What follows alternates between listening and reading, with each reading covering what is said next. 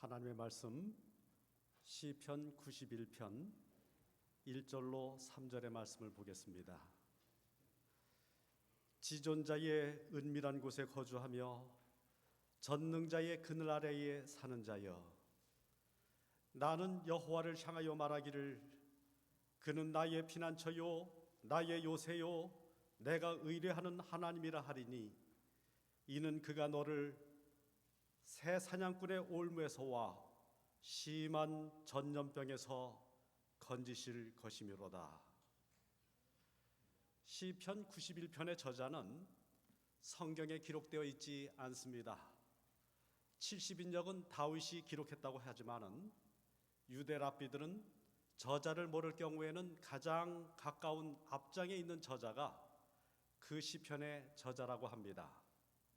이에 따르면 바로 앞장인 시편 90편이 하나님의 사람 모세의 기도이기 때문에 91편을 지은 이는 모세입니다.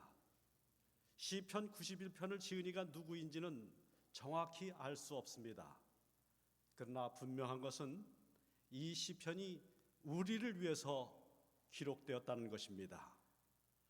부모와 교사와 학생에게 보내는 권면 457쪽입니다.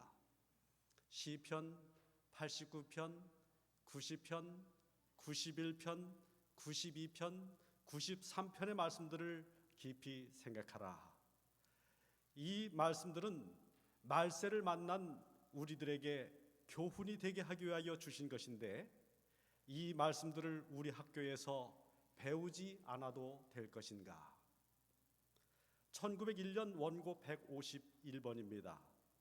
시편 91편 속에는 악인들의 악행을 끝내고 주님을 그들의 구속주로 선택한 이들에게 그의 사랑과 보호에 대한 보증을 주기 위해서 오시는 주님에 대한 가장 놀라운 묘사가 있다. 종말의 때를 위해서 주신 시편 91편의 말씀을 살펴보겠습니다. 시편 91편은 세 부분으로 되어 있습니다. 1절과 2절은 나를 주어로 하는 신뢰의 고백, 3절부터 13절은 너를 하나님이 보호하신다는 신앙 격려, 14절로 16절은 하나님이 친히 주시는 약속의 말씀입니다. 91편 1절 2절입니다. 지존자의 은밀한 곳에 거주하며 전능자의 그늘 아래에 사는 자여, 나는 여호와를 향하여 말하기를 그는 나의 피난처요 나의 요새요 내가 의뢰하는 하나님이라 하리니. 위기의 때의 저자는 하나님을 부릅니다. 그런데 하나님을 각기 다른 이름으로 부르고 있습니다. 하나님을 지존자라고 불렀습니다. 지존자로 번역된 엘요는 모든 신과 모든 왕들보다 탁월하게 높은 비교할 수 없는 창조주 하나님을 나타냅니다. 창세기 14장 20절에 멜기세덱이 아브라함을 축복했습니다. 너희 대적을 내 손에 붙이신 지극히 높으신 하나님을 찬송할지로다. 지극히 높으신 하나님은 아브라함이 겨우 318명의 군사로 메소포타미아 네 왕의 연합군을 무찌를 수 있도록 하셨습니다. 롯을 비롯해서 소돔과 고모라 사람을 구출하게 해주셨습니다. 내가 의지하는 하나님은 우리를 위기에서 구원하시는 지존자, 지극히 높으신 하나님입니다. 다음은 전능자입니다. 전능자로 번역된 샷다이는 창세기 17장에 처음 나옵니다. 아브라함이 99세 때 무자식인 아브라함의 이름을 많은 무리의 아버지를 뜻하는 아브라함으로 바꿔주셨습니다. 사레를 여주인을 뜻하는 사라로 바꿔주셨습니다.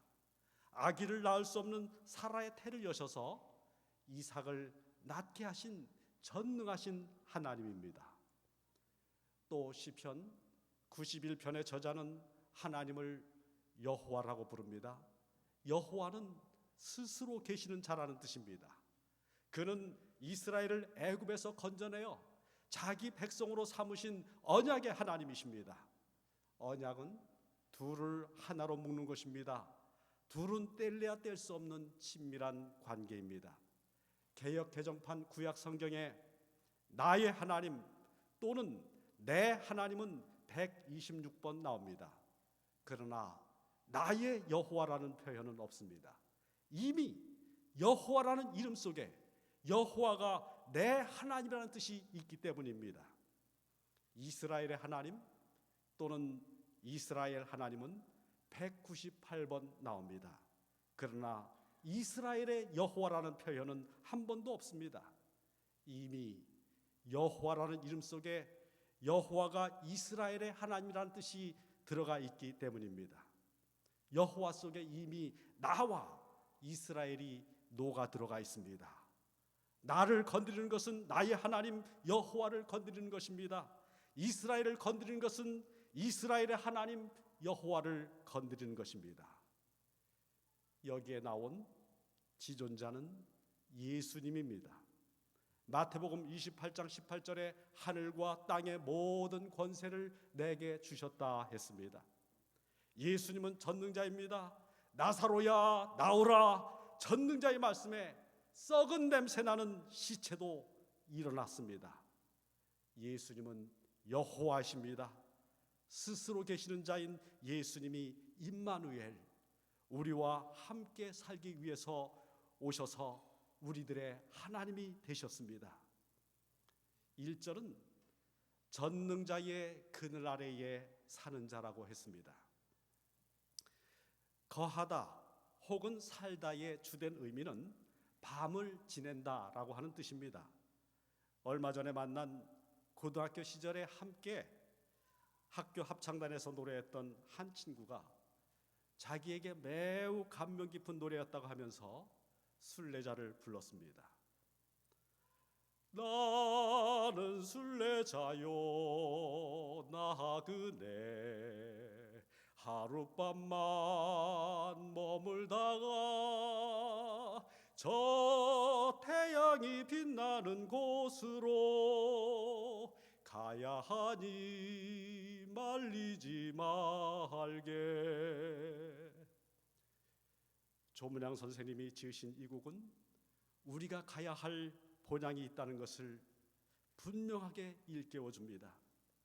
우리는 날마다 천성을 향하여 가는 나그네입니다. 또 그 천성을 날마다 싸우면서 나아가는 예수 그리스도의 군사이기도 합니다. 여행자에게, 전쟁터의 군인에게 숙박할 곳은 정말 중요합니다.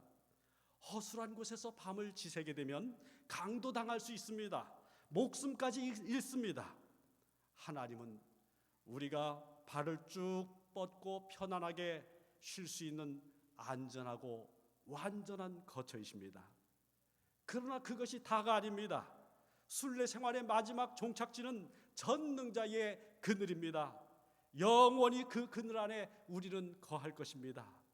전능자께서 우리를 절대적인 안식으로 초청하십니다. 수고하고 무거운 짐진 자들아 다 내게로 오라. 이는 그가 너를 새 사냥꾼의 올무에서와 심한 전염병에서 건지실 것이미로다. 그가 너를 그의 깃으로 덮으시리니 내가 그의 날개 아래에 피하리로다. 그의 진실함은 방패와 손 방패가 대신하니 너는 밤에 찾아오는 공포와 낮에 날아드는 화살과 어두울 때 퍼지는 전염병과 밝을 때 닥쳐오는 재앙을 두려워하지 아니하리로다. 1000명이 내 오른쪽에서 10,000명이 내 오른쪽에서 엎드러지나 이 재앙이 내게 가까이 하지 못하리로다. 오직 너는 똑똑히 보리니 악인들의 보응을 내가 보리로다. 내가 말하기를 여호와는 나의 피난처시라 하고 지존자를 너의 거처로 삼았으므로 화가 내게 미치지 못하며 재앙이 내 장막에 가까이 오지 못하리니 그가 너를 위하여 그의 천사들을 명령하사 내 모든 길에서 너를 지키게 하심이라. 그들이 그들의 손으로 너를 붙들어 발이 돌에 부딪히지 아니하게 하리로다. 내가 사자와 독사를 밟으며 젊은 사자와 뱀을 발로 누르리로다. 3절로 13절에서는 6절을 제외한 매 절마다 너라는 말이 나옵니다. 너희가 아닙니다. 너입니다. 하나님은 우리를 개인적으로 한 사람 한 사람 돌보아 주십니다. 세상에 나밖에 없는 것처럼 사랑을 쏟아부으십니다. 지쳤습니다. 힘듭니다. 답이 보이지 않습니다. 두렵습니다. 슬픕니다. 그러나 하나님이 계십니다. 너희의 하나님이, 나의 하나님이 위기를 기회로 바꾸실 것입니다. 우리는 근거 없는 낙관주의자가 아닙니다. 3절로 13절의 위로와 격려는 출애굽 때 하나님께서 그 백성을 위해서 행하신 일에 근거하고 있습니다. 3절로 7절에는 7가지 위기가 열거되어 있습니다. 이는 그가 너를 새 사냥꾼의 올무에서와 심한 전염병에서 건지실 것이미로다.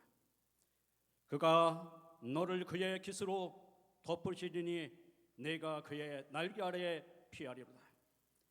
그의 진실함은 방패와 손 방패가 대신하니 너는 밤에 찾아오는 공포와 낮에 날아드는 화살과 어두울 때 퍼지는 전염병과 밝을 때 닥쳐오는 재앙을 두려워하지 아니하리로다. 1000명이 내 왼쪽에서 10,000명이 내 오른쪽에서 엎드러지나 이 재앙이 내게 가까이 하지 못하리로다. 첫 번째, 새 사냥꾼의 올무. 둘째, 심한 전염병. 셋째, 밤의 공포. 넷째, 낮에 날아드는 화살. 다섯째, 어두울 때 퍼지는 전염병. 여섯 번째, 밝을 때 닥쳐오는 재앙. 일곱 번째, 1000명, 10,000명이 엎드러지는 재앙이 나옵니다. 애굽에서 하나님의 백성은 올무에 걸린 자였습니다. 바로는 히브리인을 괴멸시키려고 산의 아이들을 나일강에 던져 죽이도록 했습니다.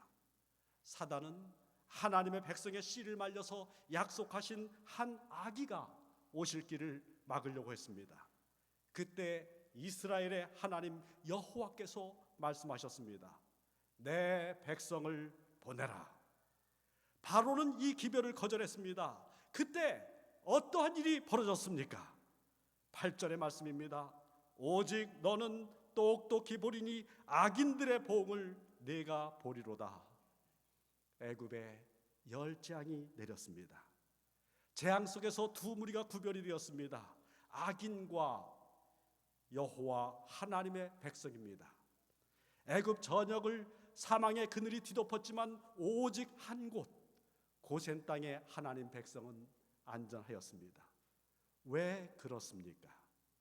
9절로 11절입니다. 내가 말하기를 여호와는 나의 피난처시라 하고 지존자를 너의 거처로 삼았으므로 화가 네게 미치지 못하며 재앙이 네 장막에 가까이 오지 못하리니 그가 너를 위하여 그의 천사들을 명령하사 네 모든 길에서 너를 지키게 하심이라.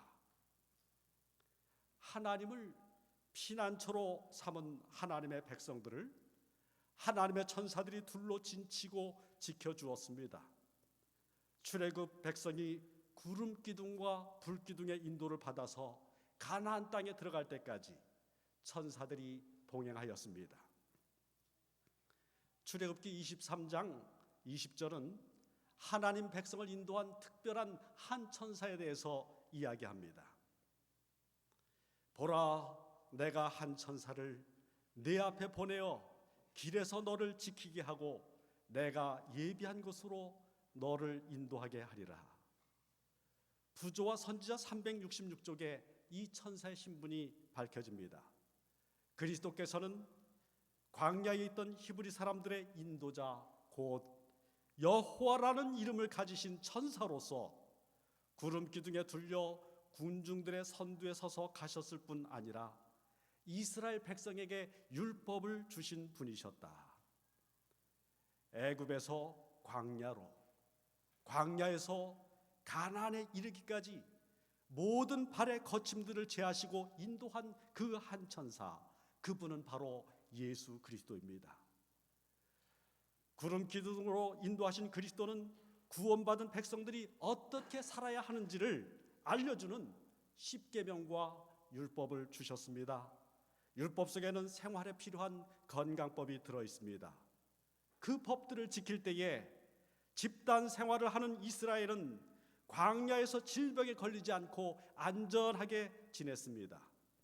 손을 씻고 환자를 격리시키고 완전하다는 확정 판결을 받아야 공동체 속으로 들어오도록 하는 지금의 위생법 모두는 광야에서 주신 그 법이 얼마나 과학적인지 확증해 줍니다.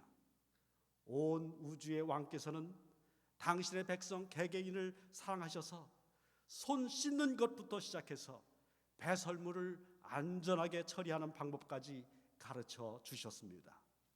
여호와는 실로 나의 하나님이십니다. 그분이 주신 율법과 건강 기별은 얼거매는 멍해가 아닙니다. 재난과 질병이 많은 세상에서 죄가 넘치고 비정상이 정상처럼 보이는 이 땅에서 하늘 가나안까지 영적으로 육적으로 안전하고 건강하게 갈 수 있도록 해주시는 사랑의 메시지입니다. 하나님은 이스라엘 백성들을 출애굽시키기 위해서 10재앙을 내리셨습니다. 우리에게 남아있는 마지막 출애굽을 시키기 위해서 예수께서 재림하시기 전에 7재앙이 임할 것입니다. 7재앙의 예언을 어떻게 성취가 되는지 거기에 대해서 저는 자세히 알 수가 없습니다.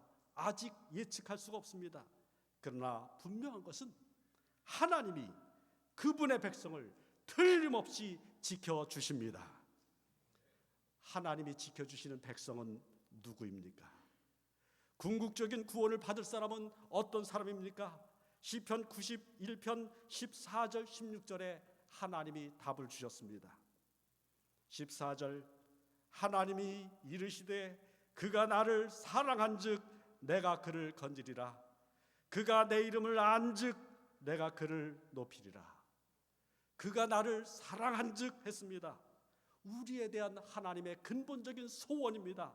우리가 하나님과 사랑의 관계를 가지는 것, 하나님과 하나 되는 것, 하나님과 교통한 일에 최고의 기쁨을 발견하는 것, 이것을 한마디로 영성이라고 합니다. 내 이름을 안즉 했습니다. 안다는 것은 개인적으로 하나님을 체험하는 것입니다. 시편 91편의 지은이가 지극히 높은 자, 전능자, 언약의 하나님이신 여호와로 하나님을 체험했던 것처럼 우리 각 사람은 삶의 다양한 국면 속에서 하나님을 체험해야 합니다. 14만 4천 명이 부르는 새 노래는 각 개인이 경험한 나의 하나님을 찬양하는 노래입니다. 그 어느 때보다도 무시무시한 위기의 시기입니다. 3절로 7절에 언급된 7가지 이상의 어려움이 휘몰아칠 수 있습니다. 국가와 사회에 닥칠 위기뿐만이 아닙니다. 내 삶 속에 드러낼 수도 없는 어려움이 너무나 많습니다. 시편 91편은 위기를 나열하는 것으로 끝나지 않습니다. 하나님이 이르시되 그가 나를 사랑한즉 내가 그를 건지리라. 그가 내 이름을 안즉 내가 그를 높이리라. 그가 내게 간구하리니 내가 그들에게 응하리라. 그들이 내게 당할 때에 내가 그와 함께하여 그를 건지고 영화롭게 하리라. 내가 그를 장수하게 함으로 그를 만족하게 하며 나의 구원을 그에게 보이리라 하시도다. 14절로 16절에는 7가지 약속이 있습니다. 영어 성경을 보면 7개의 동사를 분명히 볼 수 있습니다. 첫째 건지리라, 둘째 높이리라, 셋째 응답하리라, 넷째 건지리라, 5번째 영화롭게 하리라, 6번째 만족하게 하리라, 7번째 나의 구원을 보이리라. 우리가 당하는 어려움의 해결책으로 어떤 다른 솔루션이 필요합니까? 이 말씀이면 다 되었습니다. 이 약속이면 충분합니다. 만족합니다. 시편 91편 16절, 내가 그를 장수하게 함으로 그를 만족하게 하리라. 몇 살이나 살아야 이만큼이면 충분히 살았다 만족하시겠습니까? 100살이면 될까요? 200살? 성경에서 가장 오래 산 무드셀라처럼 969살이면 충분하겠습니까?